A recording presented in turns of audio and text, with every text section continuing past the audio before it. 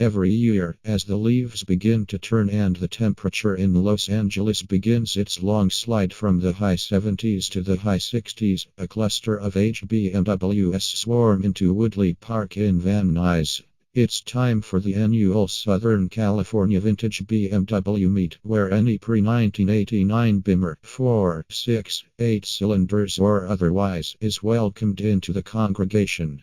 We were on hand this year for the 10th anniversary edition of the show and picked out a handful of favorites from the crowd. BMW E12 M535i. If you dig the unbroken line of BMW M cars, you have the E12 M535i to thank. After the M1 crashed head-on into the world's collective consciousness, BMW began to experiment with what was possible when its motorsports know-how was distilled even further for regular road use. The E12 was one of the earliest results of this labor, packing some serious go-fast hardware into a neat and tidy four-door package. Power came from a 3.5-liter M90 inline 6, pushing out a very impressive 215 HP to the rear wheels through a 5-speed manual transmission. To manage this extra gumption, each M535i was fitted with limited slip differential, bigger brakes, sport seats, BMW M1 steering wheel, sport suspension, and dogleg shifter.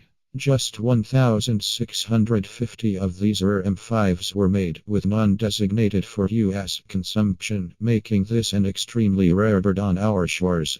BMW E30 M Technic Cabriolet. Much like the M535i, this bright red or brilliant red E30 wears an appearance package and suspension upgrade from the then fledgling M division.